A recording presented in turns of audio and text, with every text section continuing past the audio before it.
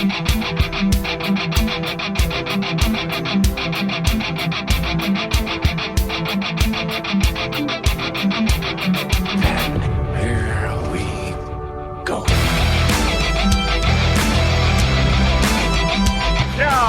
bring on the Mountaineers. Goes around about the 50, the 10 to 5. A touchdown with Virginia. He did it. He did it. That's with White. Beavers and he's gone. Touchdown. Tavon Austin. As the hills of West Virginia resound with the sounds of Golden Blue football. They want to have a 7-on-7 drill. We want to make it a fist fight. Nothing cheap, nothing dirty, but West Virginia football. From the heart. Streaming. It's Mountaineer pride. Once a Mountaineer, always a Mountaineer. Leave no doubt tonight. No doubt. They shouldn't have played the old Golden Blue. West Virginia is a special place. People of the state that have great pride in this WV logo. Ain't no stopping the Golden Blue. It is a great night to be a Mountaineer wherever you may be. And now it's the show brought to you by Mountaineer fans for Mountaineer fans, the Country Roads webcast. What's going on, Mountaineer Nation? Welcome into Season 6, Episode 170 of the CRW podcast, here to review and react to West Virginia's big 24-21 victory over the TCU Horned Frogs to bring the West Virginia Mountaineers to 4-1 overall and 2-0 on the season. Of course, we're dropping this midweek instead of early in the week like we usually do because it's an upcoming bye week for the Mountaineers. So in addition to reviewing the game against TCU, providing our thoughts and looking at some of the stats from the game, we're going to take a look ahead to Week 6 in the Big 12 Conference and provide previews and predictions for some of those games here to wrap up the episode. And joining me to help me do all of that, of course, my co-host here at the CRW, Steven. What's going on, brother? Oh, what's going on, everybody? And you know, Steven, I got to kick it off with this because, man, the final score of the game against TCU, it was 24-21, and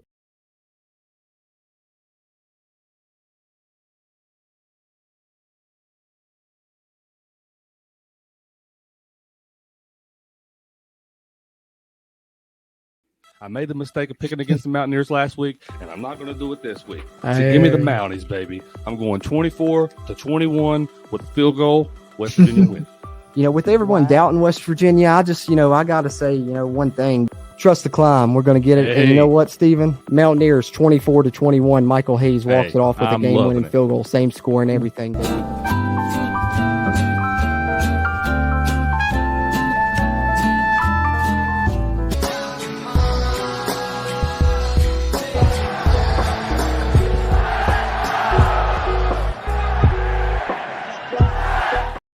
Had to pat ourselves on the back a little bit. A little bit, man. It's not often that we're right. So so we got to enjoy it when we are. We were having some good luck that weekend. Definitely seemed like much like the Mountaineers were, and they have thus far throughout the season. And they've done everything that they've needed to do to get these wins, Steven. So let's talk a little bit about this most recent victory over the Horned Frogs. I know we're just going to dive in here, provide, kind of some of our takeaways from the game, and then we'll pull up the numbers and discuss those a little bit. But the one thing that I wanted to lead it off with is just, I got to give my hats off. I think we got to give flowers to this coaching staff. We've harped on them in the past, when they weren't winning. We've talked about them doing everything right but win. And now, this season, the job that they're doing, they just certainly deserve their credit. And I think they really deserve the credit for this win, especially with some of the things that came out after the game that we have since learned in hindsight in regards to this win. So not only throughout the game did they battle a ton of adversity, coming from behind, dealing with a bunch of different injuries, losing multiple starters on each side of the ball, but also in the week leading up to the game, it seemed like Nico Marchiol was going to be the starter all the way up until, 72 hours before the game. He rolls his ankle. They realized Nico's probably not going to be able to play. Exactly. We didn't know this going in. They weren't going to divulge this beforehand, but 72 hours before the game, rolls his ankle. So they got to go to turn to Garrett, say, Garrett, are you healthy enough to play? Let's let him see if he can push off that back foot where that ankle is injured. Turns out, okay, he can, luckily, because they really don't have anywhere else to turn right now. And so not only do you switch quarterbacks, they also completely switch the game plan 2 days before the game starts, only go through a walkthrough on Thursday or run through on Friday. And that's all they got. Get into game time Saturday night, go on to the road, which I don't care who you play. It's hard to win on the road in the Big 12 Conference. Nonetheless, West Virginia played the team that played in the Big 12 Conference title last year, played for a national championship last year. Their head coach, had never lost a Big 12 regular season game, was 10-0 coming into this game. So you really just got to tip your cap to the West Virginia coaching staff. Everything they dealt with leading up to the game, everything they dealt with during the game, they really came through it with flying colors and somehow came out of it on the other side with the West Virginia victory. And that was just absolutely an awesome job. Yeah, and it really kind of shows you the resilience of the both coaching staff and the team. Because, like you said, on Thursday they went from knowing Nico was the starter to having to prove Garrett Green could go. But with that being said, they had to flip everything that they were game planning up on Thursday and redirect it in a whole nother direction from what they were saying. So not only that is extremely difficult, like you said, going on the road to the Big 12 Conference and in a packed house on a Saturday night. Yeah, night game too. In a night game, yeah. And then you deal with a really traumatic injury to Aubrey Burks in the first half, very early in the game, in which I believe that, as crazy as it is, I believe that the defense turned up the tempo. Yeah, after that injury. I mean, that's one thing I jotted down. I don't have my notes handy that I took during the game that we used on the post-game show, but that's one thing I did jot down. After the Burks injury, I think they forced a 3 and out, and then after, later in the second half, the Trey Lathan injury, I believe they did the same thing as well, rallied around that. Yeah, I was going to mention that. I was going to say, you not only have one very traumatic injury in the first half, which you don't really know. You have a lot of question marks around because he's taken out on a back stretcher, and then you have the Trey Lathan injury in the second half. When I mean, I don't know if you listen to Sportsline from the last couple of nights or not yet, but I mean they were talking about how extra the cameramen were on showing Trey Lathan, and I agree. I mean, I get having the camera on him at moments, but I mean they literally had the camera on him the entire time. Everything was going on, and I mean if you watched the game, you knew that it was bad. I mean instantly you knew his season ending, and they said that he was on that cart watching us block the first field goal, and he was getting all excited and everything and fist pumping, and then he gets into the ambulance and then he sees us block the second field goal. And then he made everybody in the ambulance apparently think that something was wrong because he was getting so excited. But I think that really shows you where this team's at mentally. You know what I mean? You turn the tempo up after the first one, but then you turn it up even more, in my opinion, after the second injury. I think it just shows you that, one, they're resilient, but two, they're really playing for each other, because everybody that you've talked to and everybody that I follow on social media immediately after the game was, prayers up for these guys, posting about those guys. Normally you only see one or two captains do that. This team is a lot more resilient than any of us ever gave them credit for. I think they're even more skilled than I even thought that they were. And even early on in the season, I knew that it wasn't a personnel issue. I said that a bunch. I knew that it was more of a schematic issue. Since those things have changed, they've done nothing but get better from week to week. And that game, if it didn't make you a believer in what we've got going forward, especially on the defensive side, I don't know what to tell you. But they're fun to watch in some ways.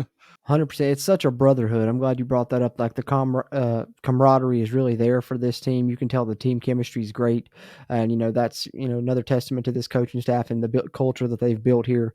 Finally, in their 5th year of the program, and just talking about that resiliency a little bit. I think we've talked about them being able to motivate this team and them having plenty of motivating factors.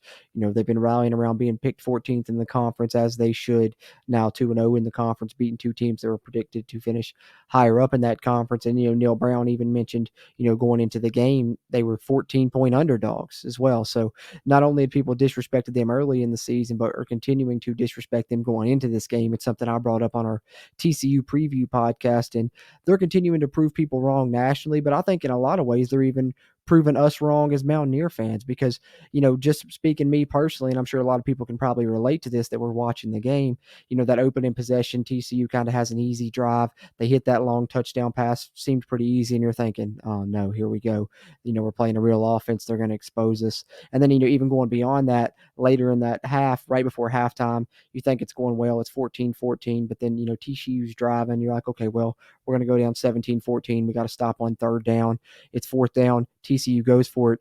Boom, long touchdown pass. They're up 21-14, getting the ball after halftime. And in a lot of ways, it's that all hope is lost moment for, Mountaineer Nation. I'm sure a lot of us were kind of feeling that way. The game may be really in doubt, especially when you were looking all the yardage TCU put up in the first half of that football game. You weren't feeling good as a Mountaineer fan probably, and you might have been doubting this team a little bit as well. What do? They come out in that third quarter, put on probably the best quarter of football they've played all season, 126 total yards, holding TCU to 1 total yard. So they say not only are we going to prove the outside noise wrong, we're just going to completely, quietly block out all of the noise that surrounds us. We're just going to focus on every play, trying to do our job, get everything done in the right way, play to play, game to game. This team just has the right mentality to get things done, and they're proving people wrong.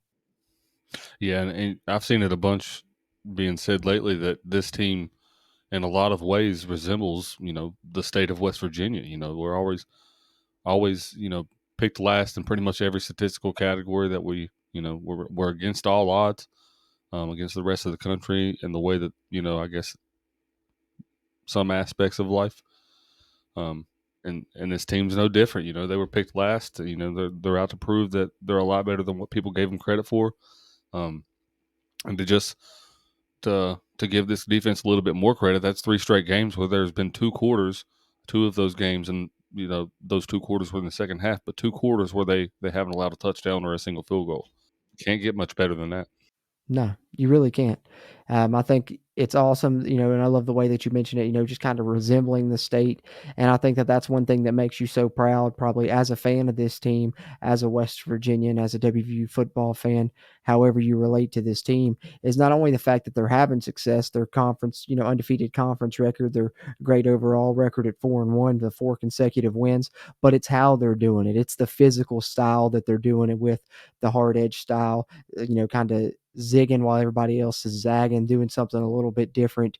Just, a lot of people are saying, we're taking people down in the mud. We're dragging them down into the deep end, drowning them, whatever you want to call it. West Virginia's, what we've called it here a lot is gritty, not pretty, but it's getting the job done. And I absolutely love watching this style of play and just making people play our style. We're controlling the pace. We're controlling the game. And, we're going to just continue throwing haymakers at you. And we don't think you're going to want to stand in the ring the whole game. And most teams, after a while, they're climbing underneath the ropes and running back, to the back of the arena. They're done dealing with this, Stephen. And I think that hopefully we're going to continue to have more and more games like that where we're just out physical in our opponent to where in the fourth quarter they're tapping out. Yeah, and I absolutely agree. And I'm really looking forward to the way that the rest of this season is going to go. And don't get me wrong. I mean, that's what we have a show to do is to predict things, right? And to predict the way the rest of the season is going to go. But in a way, man, isn't it so nice to be able to sit here and actually enjoy being 4-1? It's just it's felt like it's been. I mean, it's only been, I guess, 4 years since the last time that we went 4-1, but it has felt like an eternity. So as much as I praise Neil Brown and his coaching staff, and we are retracting. I don't know if I'd say I'd even retract any of my statements because I've never said anything outlandish against him. You can't say that some of the thoughts that were going into the season weren't warranted with what we've seen. That's one thing I'll point out. But it is so nice to just sit here and enjoy, what feels like we control our own destiny at this point for the foreseeable future. Absolutely. I mean, we wanted to see improvement, and that's exactly, what we've seen so far, this season. Last year, we sat here during a bye week and we were 2-3, and we were really, wondering what was going to be the future of the program and how many wins were left on that schedule. And now it's the complete opposite feeling a year later. We're 4-1, and we're looking down that schedule, and we're seeing, plenty more wins coming down the line, and we're seeing a successful season coming down the line. So hopefully that, remains to be true. I don't want to put the cart before the horse, too much and, all of that. But just want to enjoy being 4-1 and be able to enjoy and bask in the success that we're having and the good job that this program's doing. This defense is great. This offense, I think, is going to continue to come along. Some of these young guys really, coming into starring roles are only going to get better.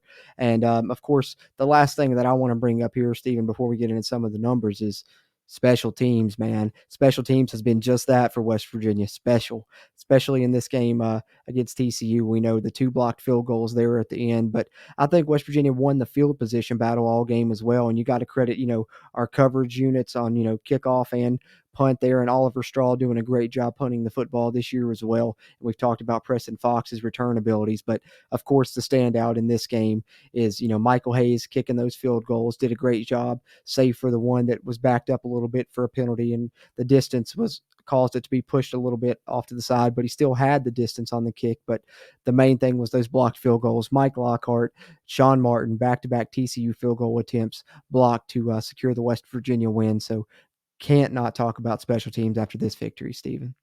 Yeah, and then one thing that you didn't mention that was TCU, I believe, ranked in the top 15 in the country. It might have been higher than that in kickoff returns.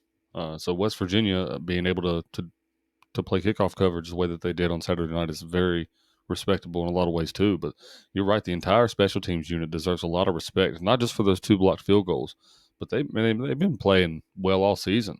And I think you kind of there was either going to be a blocked punt or a blocked field goal at some point. Yeah, and then, the last thing, I mentioned this in our post-game show just because I thought it was so cool. So I got to bring it up here on the podcast, our review here of the TCU game as well, for you guys listening on the audio side or watching on the video version, whether it's on the Country Roads webcast channel or on the WV Sports Now channel, found on the web at wvsportsnow.com. We appreciate you tuning in to either one of those.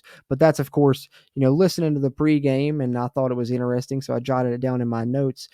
Tony Caridi always has his little conversation with Neil Brown, and the very last question that he asked Neil Brown in that pregame conversation was, what do you think the key to this game is? And Neil Brown's final thing he said in that interview was, Tony, I think whoever wins this game is going to make a big play on special teams. Whoever makes that big play, they're going to win this football game. And so I jotted that down before the game started. And then immediately after the first block field goal by Mike Lockhart, I remember I messaged our CRW group and told you guys that.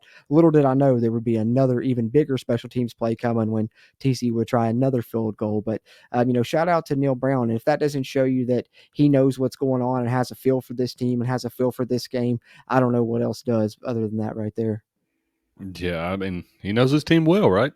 Absolutely. So I mean, he sees what they do in practice all week. So I think he had a feeling that they had a good shot at doing that. Well, like he said, I don't know if you called it, but he was saying that one thing that they felt really good about on both of those, going back to the Michael Hayes field goal, he thought that they had a good shot of making that because he was kicking with the wind. So he had the wind with him. The TCU kicker both times was kicking against the wind. And he had a lot longer of a trajectory. So whenever you're kicking a long field goal, that thing's gonna be a lot lower. So it's gonna be a lot higher percentage of those guys on the line to be able to jump up and get a swat. So, Which they planned for. exactly. So credit to Mike Lockhart and Sean Martin first, but also credit to Neil Brown for being able to see that, because that's one thing I can't knock that guy for. And the whole time he's been here, he's been a special teams guru. Special teams has been steadily improving and been, pretty consistently good throughout his tenure, and really paid off for West Virginia to be able to get this win over TCU. But speaking of that win, Stephen, let's dive in on some of the numbers here. Let's start off with the team stats. We'll pull these up first, and we'll break down some of the individual numbers before we wrap up on this TCU game, and then take a look at some action from around the Big 12. But of course, West Virginia, as we know, the 24-21 win, outscoring TCU 10-0 in the second half of this game. As far as the stats go, 20 first downs for West Virginia versus 23 for TCU. The Mountaineers were 4 of 13 on third down, while TCU was 6 of 16. West Virginia went 1 of 3 on their fourth down attempts. TCU was 1 of 2 on their 2 fourth down tries. Total yards, the Mountaineers put up 343 versus 433 for TCU. Passing yards, West Virginia had 142 versus 298 for TCU. The Mountaineers threw 21 passes, completed 10. TCU threw the ball 41 times, only completed 23 of those. West Virginia holding them to 7.3 yards per pass, actually, and the low completion percentage there. Rushing yards, West Virginia again crosses the 200-yard rushing mark and gets a win. So there you go, Neil Brown remaining undefeated when rushing for over 200 yards. 201 exactly for the Mountaineers versus 135 for TCU. West Virginia did a good job there, shutting down the Big 12's leading rusher, Amani Bailey, in this game. I was impressed by that. Penalties, West Virginia only committing 2 on the game, continuing their trend that they've had this season of having 5 or less in every single game, while TCU committed 7. And then, of course, time of possession, West Virginia does win that battle, 33 minutes to 26 for TCU. What stands out to you there, Stephen, as far as the numbers are concerned in the game? Well, for one, going over 200 yards rushing, still undefeated in the Neil Brown era. That one sticks out to me a bunch. The penalties, time of possession, we continue to dominate, but really, I guess the glaring number that sticks out is we continue to get beat in total yardage and third down conversion, and we continue to win the football game. So I think it just goes to show you if you can play disciplined football and good defense, then those are good enough to win you football games, even if you don't have an offense that's got the wheels clicking right now. Yeah, doing the little things right that, necessarily don't show up on the stat sheet, scoring on, crucial, clutch drives, things like that is kind of how West Virginia's getting it done offensively at this point. But hopefully that offense continues to, just improve and get better and better. I think there's a chance, Garrett Green, we're finally getting to see him back in action. We've only seen him against Duquesne really is a full game outside of, the first game against Penn State. So wasn't 100% either for this one, and still, managed to have a great game. I think he had, at least 200 of those 343 yards and a couple of touchdowns. So I think that he's, having him back in the mix seems like the offense may be a little bit more explosive with him at the helm, in my opinion. And as I said, a lot of those guys that were making plays, especially late in the game, were your freshman guys, your Rodney Gallagher's, your Hudson Clements, Jaheim White, et cetera, were those guys that were making plays on that important drive for West Virginia. And those guys are only going to get better as the season continues. Yeah, and quietly, Hudson Clement is I think I've seen 8th earlier in yards per reception in the country right now, just a little over 23 yards a catch. So I mean, big play Huddy. That's what his nickname should be. That's right. I've been really impressed by him, especially, that play that was nearly a touchdown in this game, of course got turned over after the review, but that was on Josh Newton, who, one of the better corners in the country last season. So he's showing that he can do it against anybody. He's gotten open every game. Sometimes they've missed him or, he hasn't been targeted, but he's been there getting open. He was one of the top 5 highest graded players offensively for the Mountaineers on PFF this week. And I think that he's really, coming into his own. He's going to have an awesome career. That's one thing that's absolutely a positive for West Virginia fans right now is we have a super young team and a very talented team at that. Definitely could be a Fingers crossed. bright future. Bright future. Fingers crossed with today's day and age. You never know. But speaking of some standout individuals, let's just take a look at the individual numbers now, Stephen, while we're on the subject. Passing yardage for the Mountaineers, obviously Garrett Green was the one throwing the 10 for 21, 142 we just discussed. Rushing wise, it broke down like this for the Mountaineers. Garrett Green, 12 carries, 80 yards, 2 touchdowns. Awesome job for him, especially, on a bum ankle to be able to pull out those numbers. CJ Donaldson, 22 carries, 61 yards, did get the rushing touchdown. Jaheim White kind of seems to have taken over the secondary running back role potentially. We'll see what happens after Jayon Anderson returns from his illness, but Jaheim White has looked very good in his minimal action this season. 5 carries, 46 yards. He also took over as the starting kick returner for the Mountaineers. Talked about special teams earlier, meant to mention that. Forgot Beanie Bishop had been the kick returner all season, but Jaheim White was back there for this game. And then Rodney Gallagher, 2 carries for 17 yards, and Justin Johnson did get the 1 carry, unfortunately. Loss of 2 yards. Receiving stats for the Mountaineers. Hudson Clement, as we said, led the Mountaineers in receiving in this game, 3 catches, 43 yards.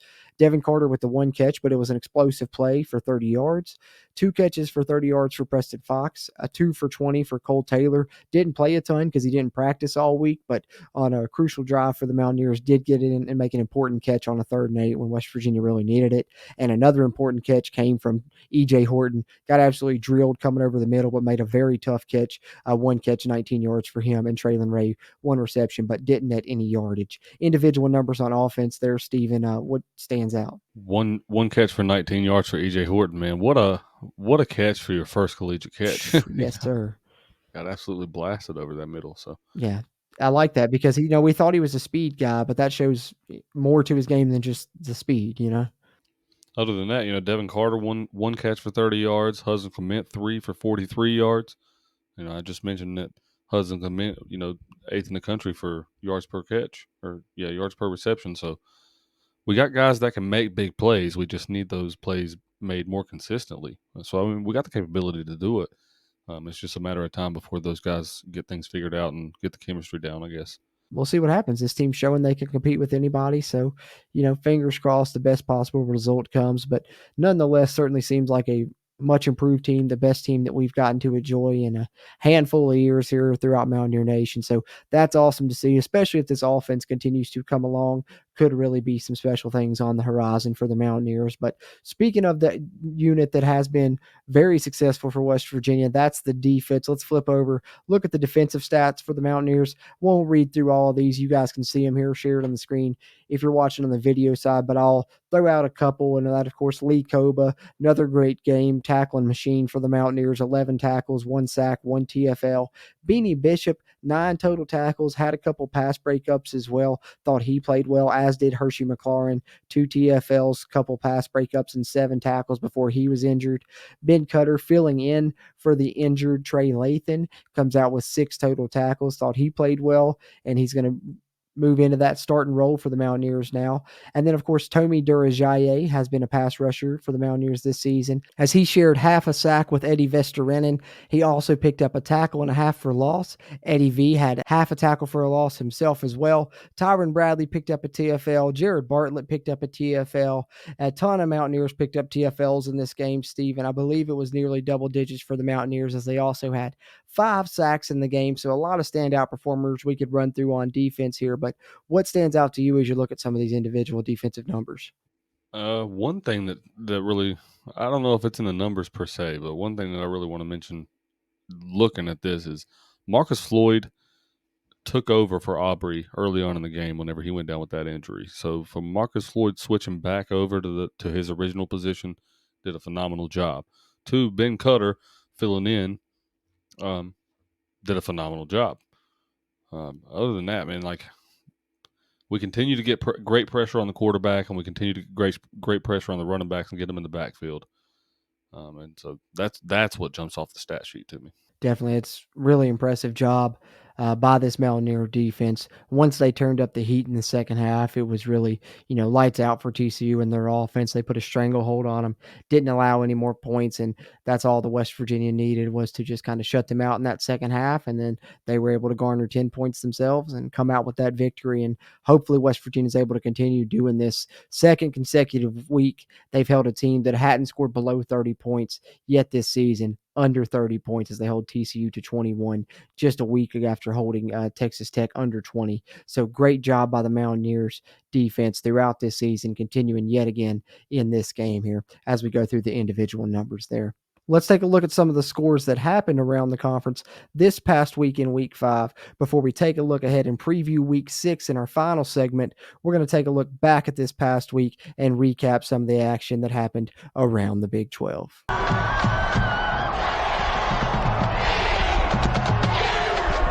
All right. Leading it off in our Around the Big 12 segment from this past week, as we, kind of run down these scores really quickly. Of course, we did have the Friday night contest. BYU taking down Cincinnati 35-27. Then on Saturday, we had a full slate of conference action here. Baylor, with an amazing come from behind win, defeats UCF 36-35. Texas Tech takes on the Fighting Dana Holgersons and defeats them there by 3 scores. Actually, there you see the Texas Tech offense doing its thing, 49 points.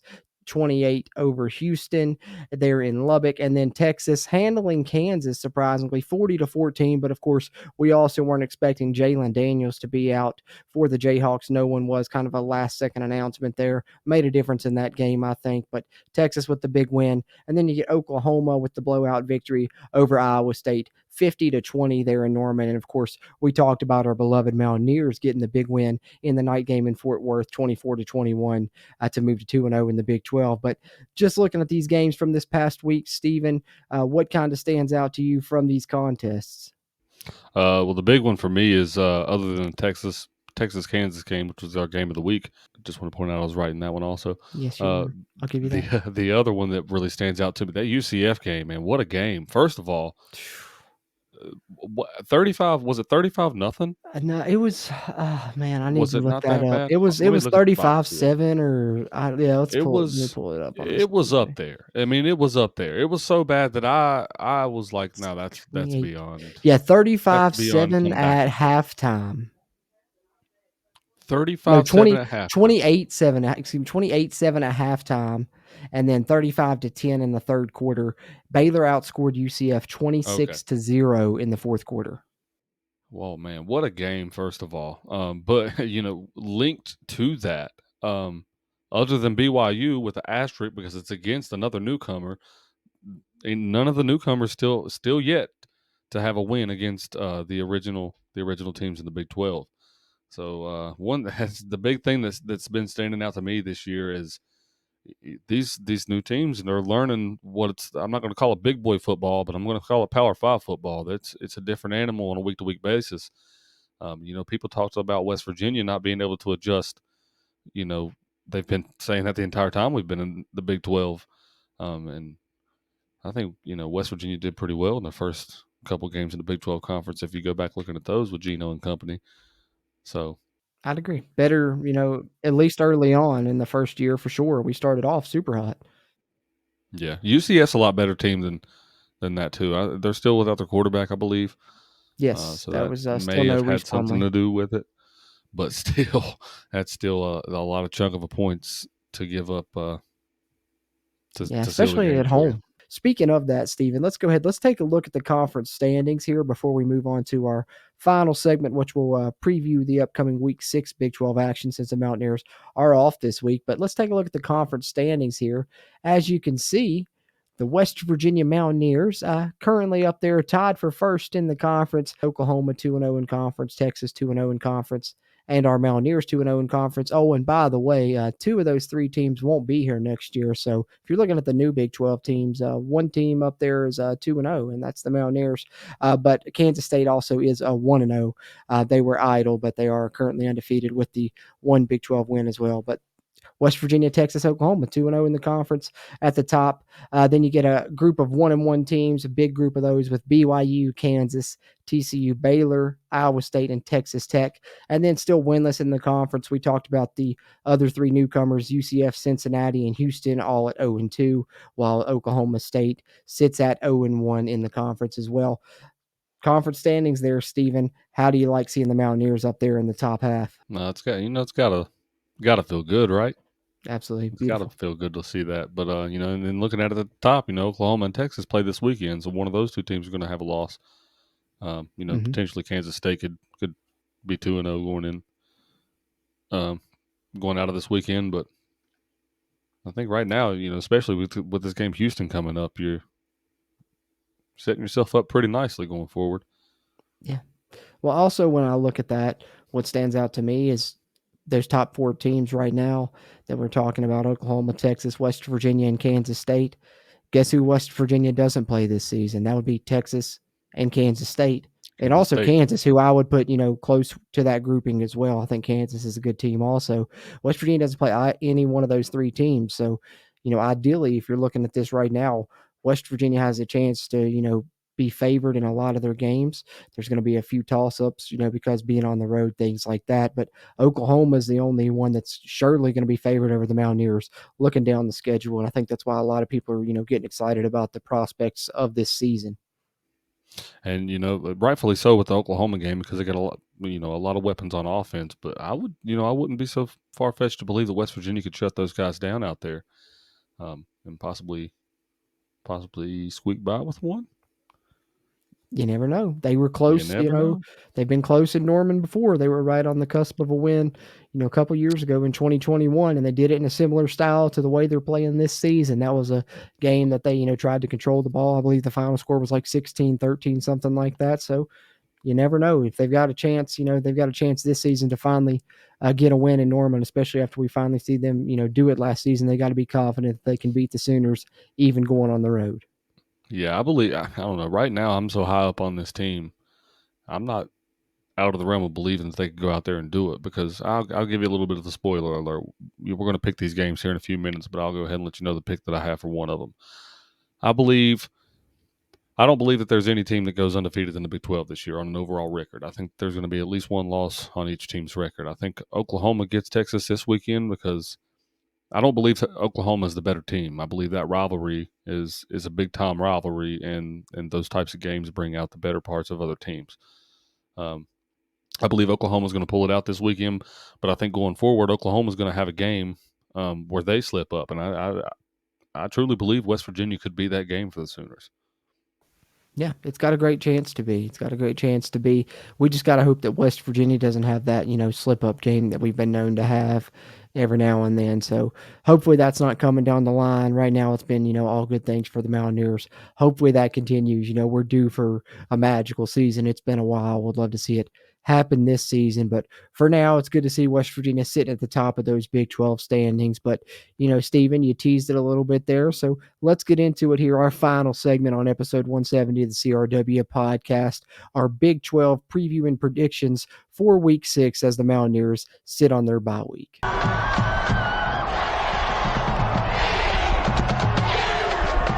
All right, here in our final segment, as we provide our preview and predictions for the Big 12 games this upcoming weekend, West Virginia's idle, so we figured let's look at some of these other matchups. And we got another Friday night contest coming out Friday, October 6th, 7:30 kick, going to be on ESPN. Kansas State heads to Stillwater to take on the Oklahoma State Cowboys. I mean, I'll be honest right now. I like Kansas State a lot. I love what Chris Kleiman's doing. I think that they've got a great chance to, win this conference yet again, just like they did last season as they, upset TCU in that Big 12 conference championship game to secure the Big 12 title. The only other team that's beat Sonny Dykes in addition to West Virginia, even though West Virginia is the only one to do it in the regular season. Got to give Kansas State their props. They've done it as well. But Kansas State, I think they're going to easily just be too much for Oklahoma State. After seeing South Alabama handle the Cowboys, it's really hard to, pick them again moving forward. Even, I'm always a never bet against Gundy guy.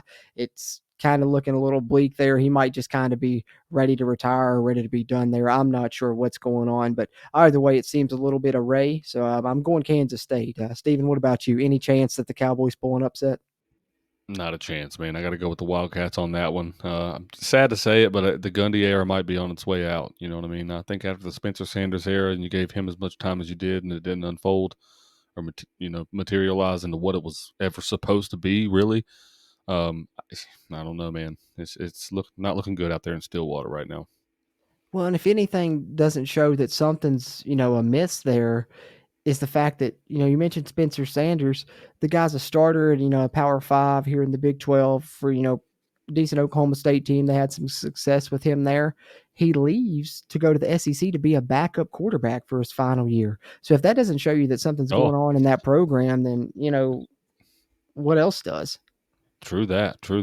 I wasn't aware that he had transferred out and went to be a backup. I thought he's at Ole Miss. He had been there for so long. I thought he had just graduated. Yeah, he went to Ole Miss to back up Jackson Dart.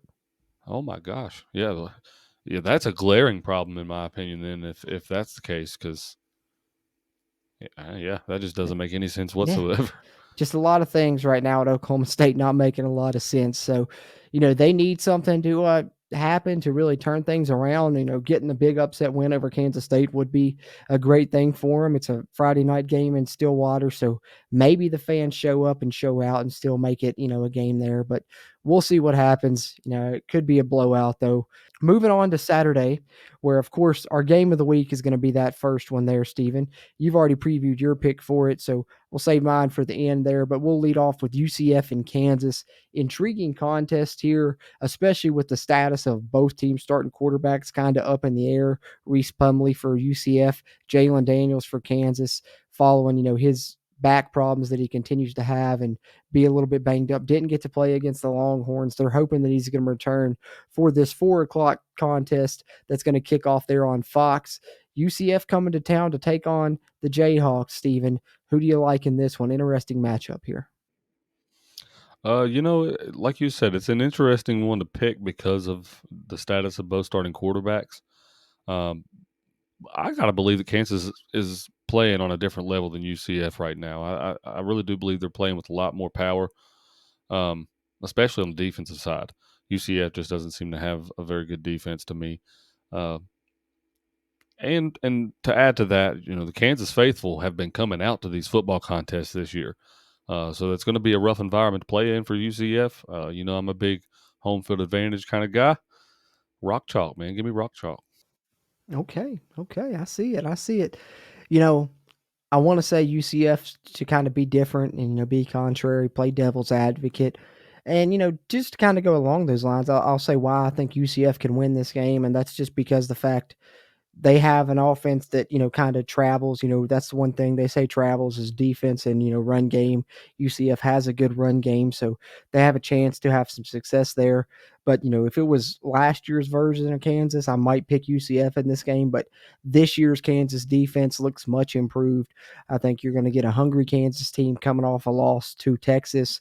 They're going to want to show a newcomer, that they're not ready to compete in this conference yet, for one. They also want to show that they're a contender still in this conference. So all in all, I can't go against the Jayhawks either, Stephen. I'm going to have to agree with you at the end of the day. Whether it's Jalen Daniels or Jason Bean behind center for the Jayhawks, they've got enough to get it done. But like you said, behind that home crowd, they're going to rally behind them, and Kansas is going to pull off the win over UCF. So we're in agreement there. And then moving on, we have a couple of night games here that we're going to talk about.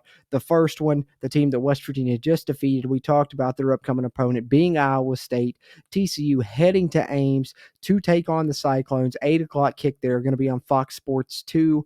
Iowa State's a team that could, use an upset. We know how tough Jack Trice is to play in. Very tough environment, especially at night. Saturday night game, TCU hitting the road there. It's going to be no small task for the Horned Frogs there facing the Cyclones, and I wouldn't be surprised to see this end up being a very close contest. Rocco Becht running the offense there for Iowa State. Of course, son of Anthony Becht. We've talked about him a lot in the past on the show. Love the West Virginia connection there. But I'll go ahead and lay my pick out for this one, Steven. I think TCU is going to bounce back. I think even though, despite the fact of it being a road game and it being a tough environment, tough place for them to play in, they're going to be hungry to get a win, bounce back themselves. I think TCU goes into Iowa State, gets a win, probably does it by double digits or so, if I'm being honest. I think TCU's got a chance to get it done pretty handedly. What about you? Yeah, like you said, Jack Trice is, as West Virginia is known over the years, a very tough place to play in, especially at night. So that's going to be tough. But I'm a lot like you, man. I think that TCU is going to have a bounce back game. I don't think that Iowa State has enough firepower on the offensive side, and they definitely don't have enough on the defensive side to be able to, more specifically on the defensive line, to be able to hold Amani Bates. I wish that I could pick the Cyclones in this because there's a lot of connections to West Virginia and a lot of reasons to root for them. But I think TCU bounces back in an emphatic way. I think they quiet that crowd early, and I think they come out and they beat them by double digits too. They might even beat them by 15 or more. Yeah, wouldn't be surprised either. I think that it's a good pick there. And then another night game here, Texas Tech versus Baylor. This one's taking place in Waco. So Baylor gets to host a night game now after coming off of that huge come-from-behind victory, which they rallied for that awesome defeat of UCF that we just discussed there in the previous segment. But Baylor taking on Texas Tech at home, 8 o'clock kick. This one will be on ESPN2. Who are you running with in this one, Steven? Who do you think comes out on top and why? Oh man, I for obvious reasons I know why the Red River rivalry is our game of the week, but this one really has potential to be that for me, man, because this is a really interesting matchup to pick. A night game in Waco. Oh man, coming off the game that they just did, I want to pick Baylor, but my gut's just telling me to go with Texas Tech. So I'm going to say Red Raiders. And I hate that I can't disagree with you, but I've got to go Texas Tech as well. This Baylor does have a chance though to maybe get rolling right now. I'm sure they're going to have some momentum coming off that win the way they just did. Things really turned around from them.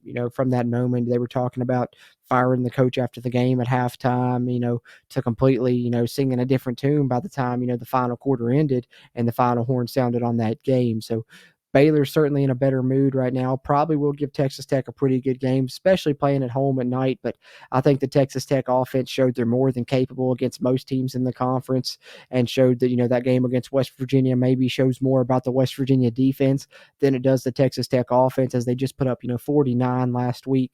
So I think Texas Tech will go into Baylor and be able to score enough to outlast the Bears. So I got Texas Tech winning that one, which brings us to our last game here, the game of the week in week 6 here in the Big 12. And that, of course, is the final Big 12 version of the Red River rivalry, Oklahoma versus Texas. Coming up, of course, noon kick, going to be on ABC, playing in Dallas. Steven, you said you're rolling with the Sooners, so we know your pick, but let's hear the why. What makes you pick the Sooners over the Longhorns in this game after Texas has been so impressive throughout this season? Tell us why. Well, I'll say this first. I'll put an asterisk on it when I say that, because I truly do believe that Texas is the better team in this football game. I believe that Quinn Ewers, probably one of the better quarterbacks in the entire country, just behind Caleb Williams, in my opinion. I think he's played at that high of a clip all year long. But in this game, it always seems like the team that's better, most of the time anyway, the team that's better loses. I can remember countless times in the Lincoln Riley era, Texas, we would never, for whatever reason, never expected Texas comes out and, hands them a nail, and that's their only loss of the season. So I don't know. I like to believe that magic happens in rivalry games, and while both these teams are doing really, really good, the clear favorite to win is Texas, in my opinion. So, like I said, everything that I have to back my opinion is contradictory, but That's the fun with a rivalry, though. You can throw everything out the window. It doesn't matter. Records to the side, everything. You never know what's going to happen in a big rivalry, and this is, one of the biggest ones in sports. That's absolutely, bar none. I don't know. It's up there with Michigan, Ohio State, UNC Duke on an overall scale, just in every sport. WVU Pitt. WVU Pitt, obviously, yeah. I think, and if you're talking top 10, top five rivalries, Red River's right there. Yeah, it's got to be. It's got to be. So, you're going with the Sooners. I get it. I think that they're going to have motivation on their side after what Texas did to them last season. Was it 48-0? I know it was a shutout. I can't remember if it was 48. I think it was 48-0. So yeah, they're going to want to, avenge that for sure. So they got that on their side. So I could see that. I was on the fence with my pick, but since you went Oklahoma, I'm definitely going Texas. That way, at least we got, something we can, see who was right on next week after this, have a little bit of fun with it, since we're not getting to do score predictions for a WVU game with them on a bye week. We'll be adversaries on the Red River rivalry here. But yeah, give me Texas. I just think that their defense is going to be too strong. Their defense has really impressed me this season. And of course, the offense, we know the weapons there. Quinn Ewers, Xavier Worthy, Jonathan Brooks really coming out in the backfield and having a field day last week. Looks like he's going to be a weapon there as well. So they've got, plenty of star power going across. Oklahoma may have motivation on their side, but I think talent goes to Texas. They have a little bit of edge in that aspect. I think they're just able to overpower the Sooners a little bit. So give me the Longhorns there, and we'll find out who's right, about 3:30 this coming Saturday, Stephen. Hey, horns down, baby. There's our preview and prediction for the upcoming slate here in week 6 in the Big 12 conference. The Mountaineers are off this week, but of course, as you can see there, will be coming up with a short week there leading up to a Thursday night kick against Houston there in week 7 for the Mountaineers coming off the bye week. So you can look for our preview and prediction show to release early next week for that one. And I wish I wasn't working next week already, Stephen. If I could try and take off for this, I would, because I saw online tickets for this game right now. I believe it was on either SeatGeek or Vivid Seats. Can't remember which one. Doesn't matter. They don't sponsor us. But I saw that tickets online for this game for this game at Houston are going for $4 a pop right now. Oh my Lord. Yeah. Yeah, not gonna hope for any fan presence out there. I mean, you might get a bunch of Mountaineer fans down there. There's a bunch of Mountaineer fans in Texas. I was about to say, but for the tickets going $4 a pop, there's some Mountaineer fans that'll see that and make the trip. Like I said, if I wasn't working, I might try and do it myself. Absolutely. Oh yeah. If hey man, I've got some paid time off. It's too close. I was about to say, if it wasn't so short and I could take off in time, I'd do it. But yeah, hey, there you go. Heads up, if you see this in time, you want to make a trip, take you a day or two off. You got about a week's notice. So tickets right now $4. Yep. Get you one. Head down there to Houston, cheer on the Mountaineers as they take on Dana coming up next Thursday. But plenty of time to preview that one, and I'm sure we'll have plenty of time to talk about it in the next few days there as we get to it. Yeah, we say that lightheartedly, but seriously, if you are available and you can make the trip, very much do so. That crowd presence makes a difference on the road. I swear it does, because me and Cruz both, we've and I'm sure a lot of you guys as well, we've spent a lot of times at these road games and seen the crowd presence that West Virginia brings, and it surely does have an effect on the team. Every time that they embrace us at home, they embrace the fans, obviously with the country roads after wins and everything like that. And they're on road games, it feels like you're almost part of the team, because you know what I mean? Like you've made that trip with them. Like, I don't know, even at Maryland, what was it 2 years ago, Maryland? 2 years ago, yeah. We were so close to the team, it felt like we was in the locker room, because the locker room was literally right there beside us. So right by the bench. I don't know. Yeah, it was great. Very strongly encourage anybody that can and wants to make the trip to do so. Absolutely. And 100%. Dana definitely do as well. Exactly. If you're going to go to a road game, what better one to go to than that one? Hopefully see West Virginia beat their former coach on a Thursday night. And it's going to be absolutely sweet doing it with, West Virginia players after he said, he couldn't win with West Virginia kids. We're going to go ahead and do it to him with Hudson Clement, Wyatt Milam, Doug Nestor, Zach Frazier, Sean Martin, continue on down the list. It's going to be pretty sweet. I just want to add to that fact a little bit. We're going to talk about this a bunch in our next show, whenever we, preview this game. How nice is it going to be to go down there with I got to count them. How many West Virginia kids, high school kids on our roster right now winning these games, going down there, beating the guys that he recruited on offense, and Sam Brown, Tony Mathis, Mike O'Laughlin. Yeah, come on, man. Right on, brother. And I don't know. There's a lot of people that we'll wait for that show, because I got a lot to say. I was about to say we got plenty of thoughts, and don't worry, we're going to provide them to you guys. We just want to wait for the right time, and that'll be coming here in the next few days. Not too long of a wait for you guys. We'll have a Houston preview and predictions episode out early next week. But in the meantime and in between time, hope you guys have enjoyed episode 170 here with the TCU review and reaction, and of course previewing some action coming up in the Big 12 in Week 6 as well. Be on the lookout for episode 171, which will be that Houston preview. And in between then, we'll be doing some live streams. So be sure, subscribe to the Country Roads Webcast YouTube channel if you haven't already.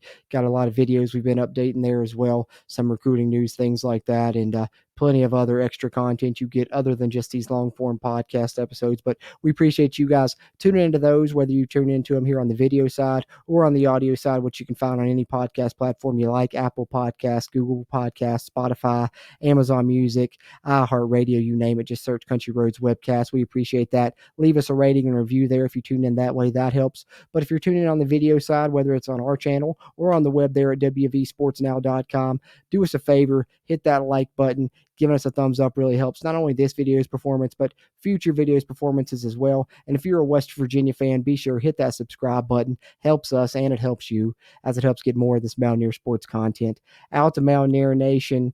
Having said that, Stephen, We've talked about the TCU game, broke down the numbers a little bit, recapped last week's Big 12 action, previewed the upcoming Big 12 action. Anything that we didn't touch on you want to throw in here before we close out this episode? Not really, man. Obviously glad to have a bye week for the health of our team. We really needed to get better, especially going into this second part of the season. But I'm looking forward to a lot of these other games around the country, man. There's a lot of good games looking around this schedule. You get a top 10 or top 25 matchup at Notre Dame and Louisville. You get Kentucky at Georgia. Syracuse at North Carolina. Syracuse is a lot better team than a lot of people are giving them credit for right now, especially after last week. Maryland 5-0 going to Ohio State. That's a big one. So lots of good action to still watch this weekend, even with the Mountaineers not playing. Definitely. And, a lot of people are more apt to watch other college football games when the Mountaineers are successful. They actually, feel like watching other college football. I think that, a lot of people get down on, watching other games when they feel bad because West Virginia's been losing. But with West Virginia having a successful season, being 4-1 at this time on a bye week, what a great weekend to tune into some great college football action with a lot of good games going on, not only in the Big 12, but around the nation as well, as pointed out there by Steven. So be sure, tune into those this weekend, then come back here, watch us preview the upcoming game against Houston before the Mountaineers take them on Thursday, October 12th. Head down to Houston for that Thursday night kick, and that'll be a fun one. But for now, we get to enjoy the Mountaineers being 4-1 overall, 2-0 in the Big 12 Conference, and sure has been a fun season with more success on the horizon for the Mountaineers. And we look forward to talking about it and chatting with you guys along the way. Having said that, as always, I'm Jordan Cruz for my co-host Steven. Until next time, let's go Mountaineers. If you really want to know, then come on, let's go. Take a stroll down those